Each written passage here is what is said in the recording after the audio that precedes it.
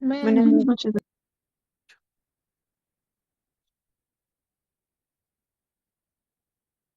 Bueno, vamos a terminar la clase. Vamos a terminar la clase de la mañana.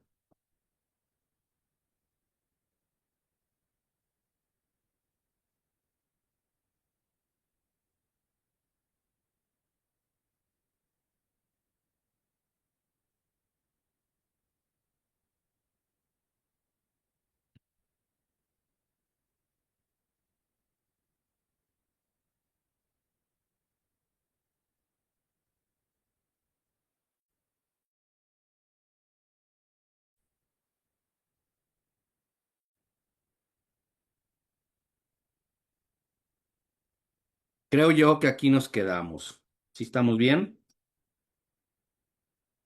Sí, Sí, doctor. doctor. Muy bien.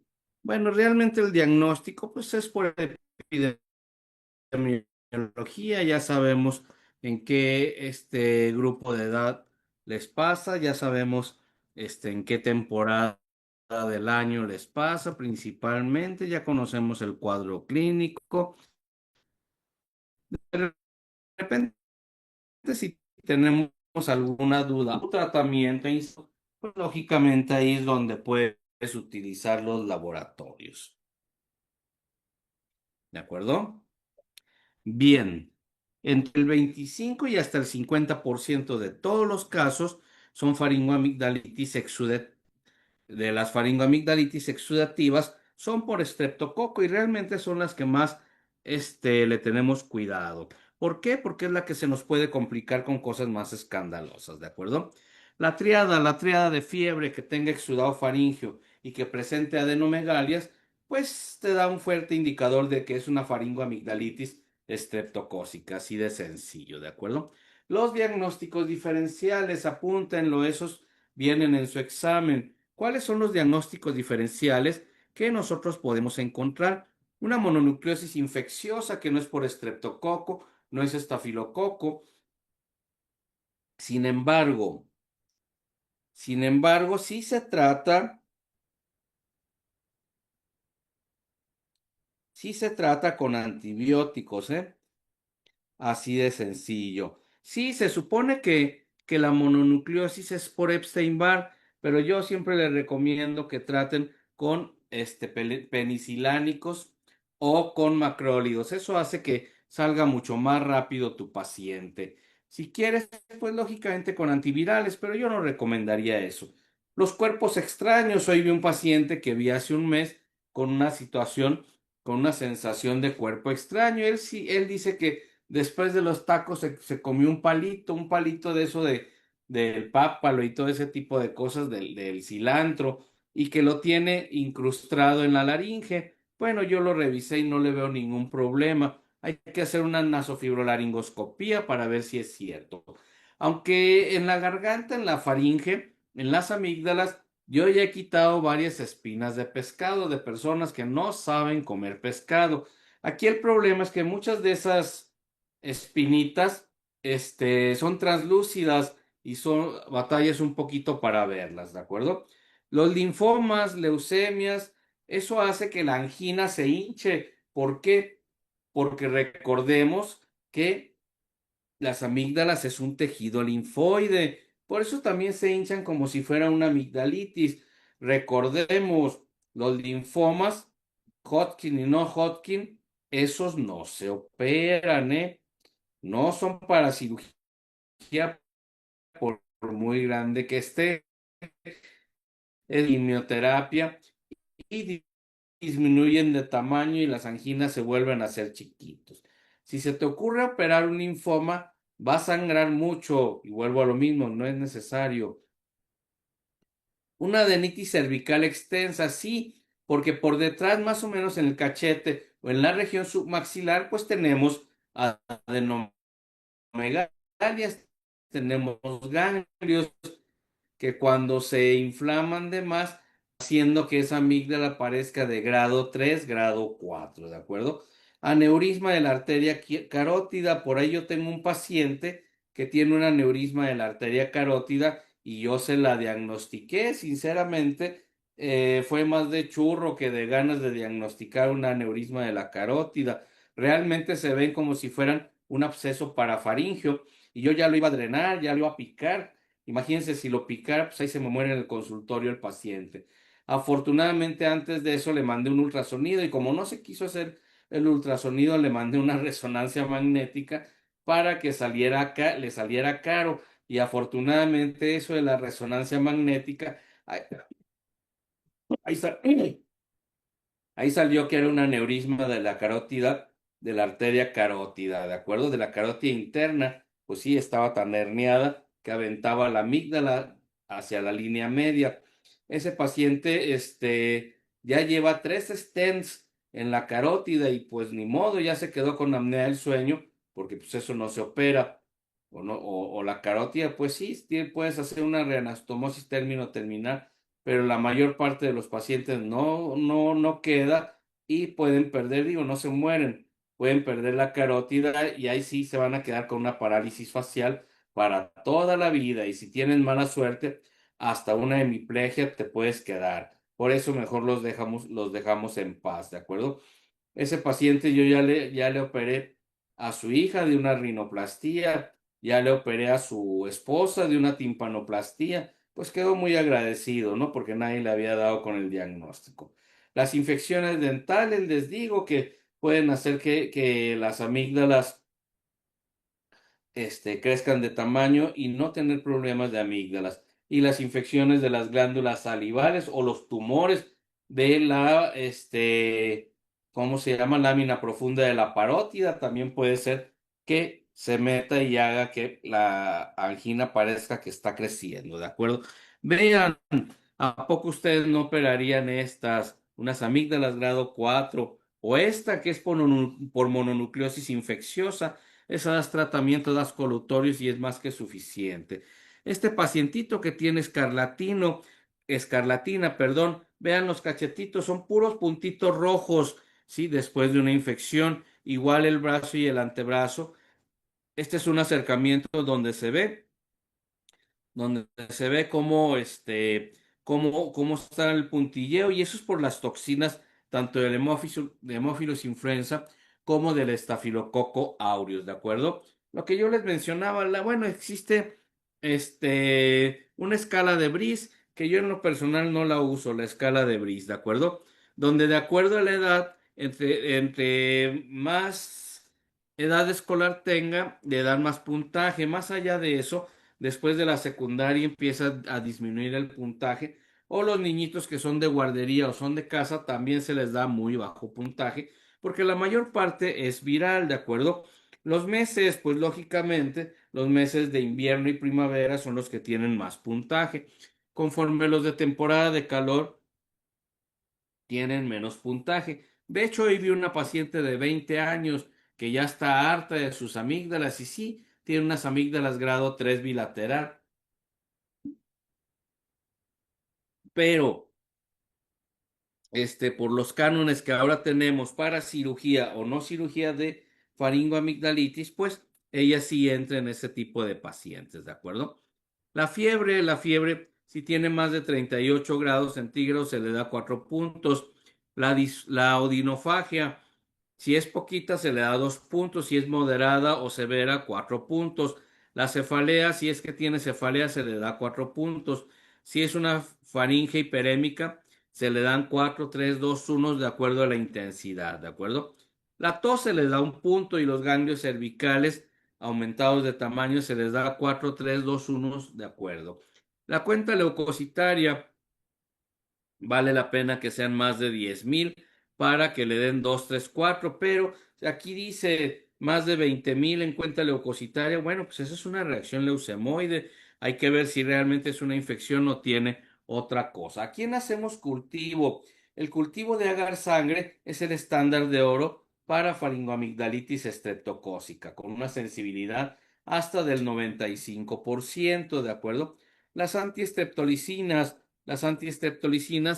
vean, por eso no las utilizamos, porque se empiezan a elevar en la primera semana del cuadro clínico. Alcanza su máximo en la tercera o quinta semana, pero después de una infección simple 3 meses después todavía te las encuentras elevadas. Por eso no las tomamos en cuenta, ¿de acuerdo? Cifras, ¿cómo se llama? Mayores de 500 unidades posterior a un cuadro no complicado, pues son normales, y mayor de 333 en niños, pues nos habla de que están elevadas. Vuelvo a lo mismo, no las tomamos en cuenta. Las indicaciones de cultivo. ¿A quién le haces un cultivo? Bueno, al paciente que haya tenido una faringoamigdalitis, pero que el antecedente sea que lo haya contagiado alguien en la casa que tuvo una fiebre reumática o una glomerulonefritis por estreptococo, ¿de acuerdo? Bien, cuando los familiares creen que las amígdalas tienen muchas infecciones y son por supuestos ataques de infecciones bacterianas. Y cuando tú tienes mucha sospecha de que es una faringoamigdalitis estreptocócica, ¿de acuerdo? Las relativas, bueno, pues cuando haces estudios, cuando tienes faringitis de repetición y que no son faringoamigdalitis, ¿de acuerdo? Porque los padres te lo piden también, ¿de acuerdo? Porque hay muchos preescolares con exudado faringoamigdalino cuando te dicen, es que ya van 10 niños que se enferman en la escuela. Bueno, pues haz un cultivo solo para saber si no es estreptococo beta hemolítico. Cuando hay un contacto familiar de un simple cuadro de faringoamigdalitis, tampoco es así como que muy necesario, ¿de acuerdo? Los antibióticos son utilizados sobre bases empíricas. ¿Qué significa? Pues que ya sabemos que ese es estreptococo y estafilococos, lo más común. Después la moraxela o la branamela y el hemófilos influenza, ¿de acuerdo? Entonces, realmente más o menos sabemos cuáles son los agentes causales. Por tanto, nosotros iniciamos el tratamiento antibiótico temprano, ¿de acuerdo? ¿Y para qué? Para evitar respuestas inmunes como la fiebre reumática o la glomerulonefritis, ¿de acuerdo? El tratamiento de elección son los beta-lactámicos.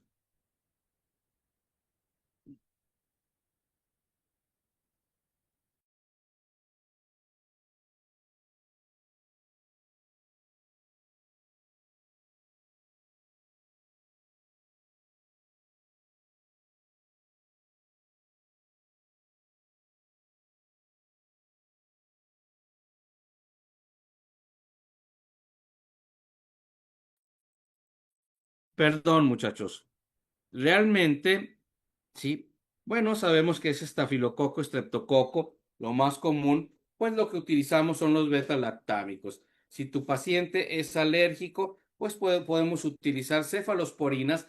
Hay que tener cuidado porque las cefalosporinas, el 30% de los pacientes con anafilaxia a penicilinas pueden dar problemas, pueden dar hipersensibilidad a cefalosporinas, ¿de acuerdo? Si no se puede, pues con macrólidos. Recordemos que ampicilinas, los beta-lactámicos, las cefalosporinas, esas son bactericidas. Los macrólidos son bacteriostáticos, ¿de acuerdo? La gran diferencia es que los primeros sí matan bacterias, los segundos no. Lo segundo hace que no sigan proliferando, no se sigan produciendo o reproduciendo las bacterias y entonces hay que esperar a que tu sistema inmune funcione. Se van quedando las bacterias que tienes nada más, ¿de acuerdo? Debemos de evitar el uso indiscriminado de antibióticos. Cada año en el Congreso existe esta plática del uso indiscriminado de antibióticos. Sí, por lo que yo les decía en la mañana, la gente acostumbraba mucho a tomar una pastilla, una cápsula de uno y luego del otro y luego del otro. Y cuando tenían abscesos de cuello, pues ya nada les pegaba, ¿eh? Tan nada les pegaba que tú te tenías que regresar a la penicilina G sódica, que era lo único que les hacía ya el trimetoprim, la cefalexina, todo eso ya no les hacía, ¿de acuerdo? Entonces, esa es la razón. Bien, yo sé que ustedes no ven esta diapositiva, pero yo se las voy a decir, ¿de acuerdo? El tratamiento original y principal y que todavía vale la pena son las penicilinas siempre y cuando las sepas utilizar y las utilices como debe de ser. Para este tipo de padecimientos, no es como la otitis, que la puedes utilizar hasta por 3 meses, ¿de acuerdo? No es como la sinusitis, que si se acuerdan, hasta por un año, si es que está funcionando, podemos utilizar esos antibióticos.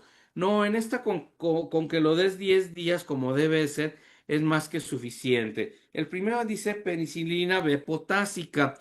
El problema de la B potásica, ahí dice 2 veces al día, pero no, la B potásica se utiliza hasta cada 6 horas, ¿de acuerdo? Esa es una. La penicilina benzatínica, esa es la que a todos nos tocó. Yo creo a lo mejor a ustedes ya no.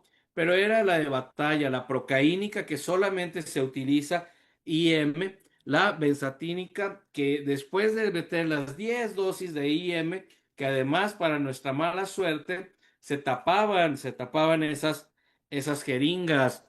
¿De acuerdo? Después mejoraron la fórmula para que se tape menos, pero se sigue tapando. Después de las 10 dosis, se utiliza la benzatínica una vez al mes por 6 meses. ¿Eso para qué? Eso para tratar de evitar el estreptococo beta hemolítico, ¿de acuerdo? La moxicilina a 500 miligramos 3 veces al día u 875 miligramos 2 veces al día, ¿de acuerdo? Definitivamente ¿cómo se llama? Se combina con el ácido clavulánico y esa es la razón por la que no me gusta. La eritromicina sí la llego a utilizar. Recordemos que es estolato y etilsuccinato. Una de ellas se puede utilizar en embarazadas y la otra no. Ahí se ponen a leer y me dicen. El cefadroxilo, siempre yo empiezo con el Keflex, que es el cefadroxilo, y después con la cefuroxima, que es el Ceporex o el Sinat. Después con el cefpodoxima, ¿de acuerdo? Bien, la cefodoxina, pues son los nuevos, el Biomix, el Cedecen, ¿de acuerdo? Ya son cefalosporinas de tercera generación y funcionan muy bien en vía respiratoria. La citromicina, lo que yo les decía cuando vimos sinusitis, es lo mismo. O sea, no se dejen engañar de tres días de tratamiento con acitro en faringoamigdalitis. Son mínimo 5 días. De 5 a 7 días, máximo 10 días. La claritromicina son de 5 a 7 días, máximo 10 días y funciona mejor. Yo prefiero cuando es una faringoamigdalitis simple o que el paciente es virgen, que es virgen, que nunca ha tomado antibióticos, no sean mal pensados, ¿de acuerdo? Cuando nunca han tomado antibióticos porque se enferman muy poco, sí inicio ya sea con ampicilina, con amoxicilina o con acitromicina. De ahí en más casi siempre de cefalosporina, de cefalexina en adelante. Si ustedes se ponen a pensar o si ustedes conocen de antibióticos se darán cuenta que estos antibióticos, bueno, la claritro sí, la cefuroxima sí, ninguna de las demás. Todos los demás no. Esas sí cruzan barrera hematoencefálica. ¿Por qué? Porque la realidad en una faringoamigdalitis, ya lo vimos en la mañana, ellos se complican hacia abajo, hacia el tórax, hacia el corazón o hacia mucho más abajo, pero difícilmente se complican o hacia los lados, lógicamente, el absceso periamigdalino y el absceso parafaringeo, pero difícilmente se complican hacia arriba, hacia endocráneo para dar una meningitis.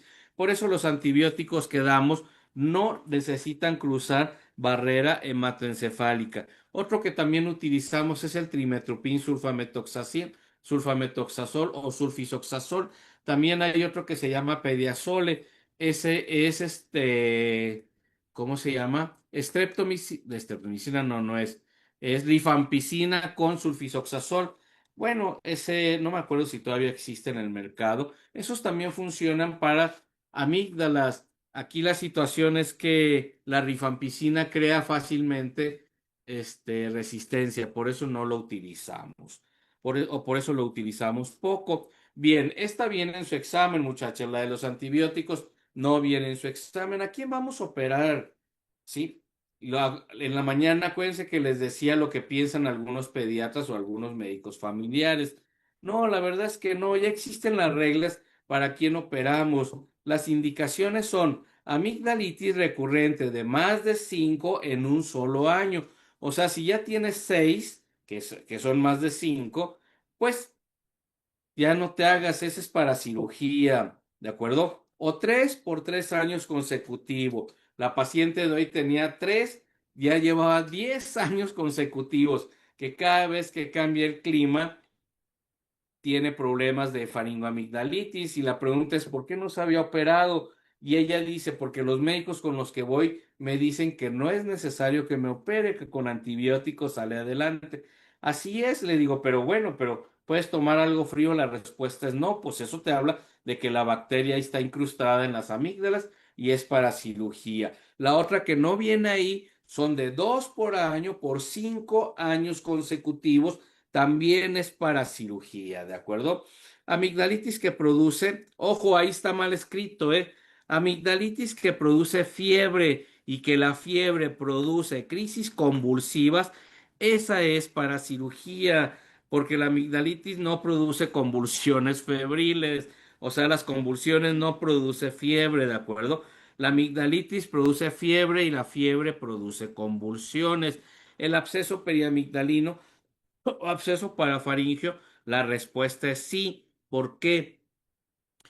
Porque el 30% de los abscesos periamigdalinos, cada vez que te vuelva a dar una amigdalitis, puede ser, como ya tienes la fase abierta, puede ser que te vuelva a dar y como ya está abierta, en una segunda intención va a bajar mucho más la infección o es más fácil que se vaya al tórax, ¿de acuerdo? Las amígdalas obstructivas como estas,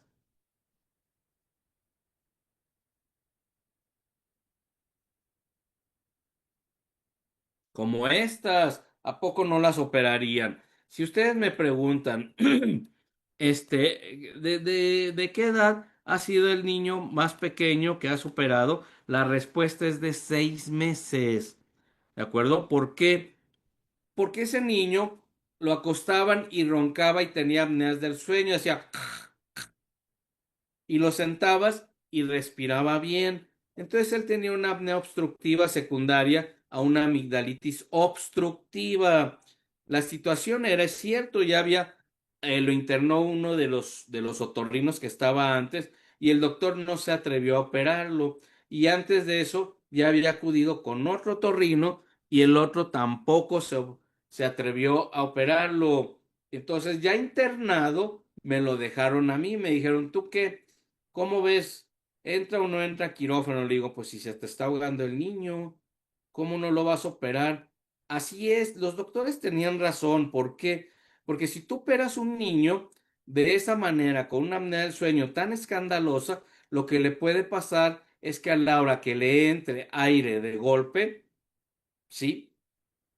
Puedas provocarle un edema pulmonar. Ahora hay que desencharcar los pulmones, ¿verdad? Pero bueno, pues yo le dije, sí, sí entra quirófano. ¿Por qué? Porque la otra que vamos a esperar a que caiga en apnea, a que un día le dé un paro respiratorio y después un cardiorrespiratorio. Pues no, ¿verdad? Entonces entra quirófano y se acabó. Lo que sí,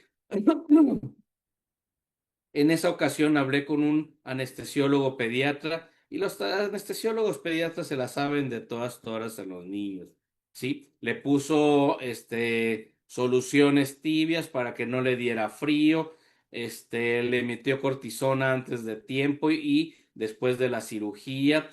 Cuando le quité la primera amígdala, lo metió a respiración forzada. ¿Para qué? Para que ya estuviera forzado ese pulmón y no le entrara aire de golpe. Y luego ya le quité. Cuando empecé a quitar la otra amígdala, lo dejó en paz y cuando le dije, ya la voy a amputar, ya la voy a quitar, la misma historia, le metió presión positiva para que no sea de golpe el aire que entre a la vía respiratoria, lo quité, le cauterizó y mira, al niño no le pasó nada, ¿de acuerdo? Ese niño ya debe de tener alrededor de 15 años de edad. La difteria, bueno, pues es que existen vacunas para ello. De acuerdo, las biopsias para los cánceres de amígdalas, pues hay que biopsiarlos. E igual, los linfomas hay que biopsiarlos, lo puedes biopsiar en el consultorio, pero recordemos que tienes que tener algo para taponearlos, porque si no van a sangrar de más, ¿de acuerdo? Bien, las relativas, pues una faringitis recurrente que no sea faringoamigdalitis, ¿de acuerdo? Las otalgias recurrentes, pues sí puede ser que las amígdalas de Garlach estén obstruyendo, pero para eso vas a hacer una rinoscopía posterior, ¿de acuerdo? Para revisar eso. Una rinitis recurrente o crónica que esté afectando las amígdalas y las adenoides, las esté aumentando de tamaño. Le metes corticoides nasales y disminuye. Las infecciones respiratorias altas recurrentes o que los familiares te digan que son recurrentes. El ronquido o la respiración oral, pues hay que ver qué es eso. El desmedro es un tipo de anemia que tienen nuestros pacientes. La situación real con el desmedro es que si es un paciente que tú lo veas así, como estos que estamos viendo, y no los operas, el niño se queda chaparrito, ¿eh? Hay que tener mucho cuidado. A mí me tocó un día que llego yo a mi casa a Coahuila y me dice mi hermano, oye, tú eres otorrino, ¿verdad? Sí. ¿Tú operas amígdalas? Sí, pues soy otorrino. Es que me dijeron que, pues al sobrino había que operarlo y en el seguro, ¿tú lo puedes operar? Sí, yo lo puedo operar. Y el niño estaba chiquito y flaco. Y pues claro, me dice, pues opéralo. Ya lo operé. A los 6 meses que ya le hablé a un amigo mío médico familiar para que me ayudara en la cirugía. Este, pues yo muy mala onda, a las 48 horas me fui de Torreón, ya me fui aquí a México y aquí ya tenía trabajo. Pero bueno, y ya nadie lo revisó, pero yo ya había revisado que el muchacho no sangrara ni nada y ya había dado las indicaciones si algo pasara y que me hablaran inmediatamente, tomar un avión y me regresar. Afortunadamente no pasó nada y a los 6 meses que regreso el niño empezó a engordar y a crecer. Así es que es lo que tenía un desmedro por faringoamigdalitis, ¿cómo se llama? Por faringoamigdalitis obstructiva, así de sencillo, ¿de acuerdo? Entonces hay que saber a quién operas. Los restos amigdalinos, cuando alguien más los operó y el paciente se sigue enfermando, pues tienes que revisar si se quedaron, si no quitaron bien las amígdalas, se quedaron restos. Si son muy escandalosos, lo vuelves a operar. Si no son escandalosos, normalmente lo cauterizas con nitrato de plata como las epistaxis, ¿de acuerdo? Las linfadenopatías cervicales, bueno, ¿cómo se llama? Que tenga ganglios en el cuello, pues no quiere decir que hay que operarlo. La adenitis tuberculosa, pues la misma historia. Trata de no moverlo, ¿verdad? Trata de no moverlo y mejor que termine con su tratamiento de tuberculosis y después ya decides. Los pacientes, como les decía en la mañana, los que ya tienen fiebre reumática secundaria, amigdalitis crónica, cardiopatía reumática o nefritis, sí, secundaria a amigdalitis crónica, pues la respuesta es sí, sí lo puedes operar, pero pues todos los libros te dicen que pues ya para qué, ya tiene el problema encima, aunque yo les decía que salió por ahí algún artículo hace 10 años donde mencionaba que sí, sí los puedes operar, ¿de acuerdo? Contraindicaciones. ¿A quién? Uno, discrasias sanguíneas, leucemias, púrpuras, anemias, hemofilias. Pues sí, te va a sangrar en quirófano para que lo operas. Aunque a mí me tocó un caso de discrasia sanguínea donde tenía alterado los tiempos de coagulación el paciente. Y entonces me dice la mamá, es que me dijo el hematólogo que lo opere. Ya cuando le hago los estudios, le digo, no, es que este no se debe de operar, tiene los tiempos alargados. Regrésalo con el hematólogo para que lo arregle y luego ya lo operas. Lo regresamos y luego me manda una nota el hematólogo, por favor, opéralo, porque ese es el problema. El problema de las amígdalas es lo que está ocasionando la discrasia sanguínea. Y entonces le hablo por teléfono y le digo, oye, pues es que ve cómo tiene todos los tiempos, el INR y todo eso. Me dice, es que es el problema de las amígdalas obstructivas que tienen. Le digo, bueno, si tú me firmas que tú te haces responsable de lo que le pasa al niño, yo te lo opero. Me dice, pásame la nota. Se la mandé y él la firmó. Bueno, como ya había quien, él tenía que estar al tanto de si meterle paquetes globulares, plaquetas o algo, ¿no? Y sí, efectivamente lo operé, nunca sangró el paciente y se le quitaron las discrasias sanguíneas. Entonces, ¿cuál es la situación? Lo que le estoy tratando de decir es que pónganse de acuerdo. La medicina es un tratamiento integral y multidisciplinario y tienes que saber con quién te vas a aliar o a quién le vas a pedir que te ayude, ¿de acuerdo? No quieren hacerlo todos solos. Las enfermedades sistémicas no controladas, diabéticos, hipertensos, insuficiencia cardíaca, trastornos convulsivos. Habla con el neurólogo, habla con el endocrinólogo, habla con el cardiólogo. Muchas veces ellos te ayudan a controlarlos para que en la cirugía no les pase nada. Contraindicaciones relativas, pues un paladar hendido, así es, un labio paladar hendido. ¿Por qué? Porque recordemos que las amígdalas están, en este caso, pues están sostenidas. ¿Cómo se llama? Los periestafilinos están sostenidos por las amígdalas grandes. Entonces tú se las quitas y se les va a caer. Si se les va a caer, van a tener más problemas de otitis media y además se les va a salir la comida por la nariz, ¿de acuerdo? Por eso cuando operen siempre también toquen el paladar blando a ver si no tiene un paladar mucoso. Se deben operar estas amígdalas. Sí, los pacientes con labio paladar hendido sí se pueden operar. ¿De acuerdo? Lo que nosotros hacemos con este tipo de pacientes, aquí, lo que nosotros hacemos con ellos cuando tienen todo esto alterado, lo que hacemos es una incisión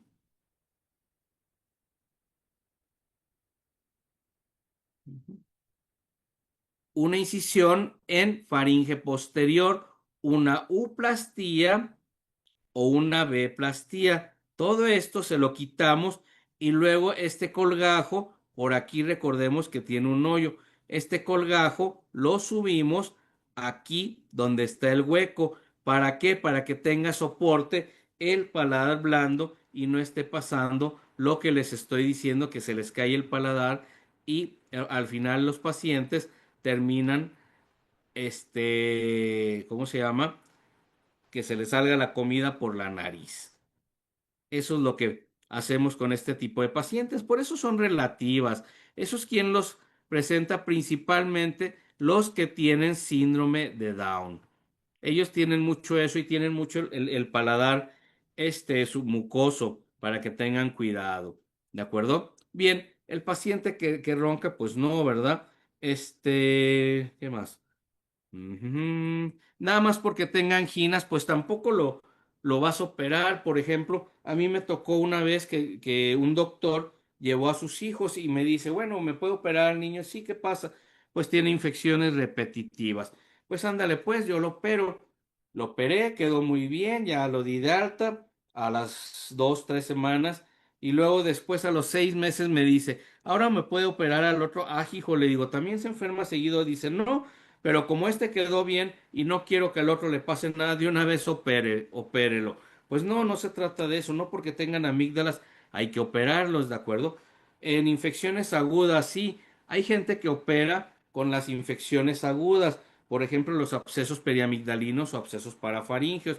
Eso se llama operarlos en caliente. En caliente no quiere decir que los operes ya, significa que los operes con una infección activa. Yo en lo personal prefiero operarlos en frío, cuando ya no tengan la infección activa. Los menores de 3 años, pues es la misma historia, no tiene nada que ver la edad, sin embargo, sí se recomienda que sean mayores de 2 años los que se operen, ¿de acuerdo? Bien,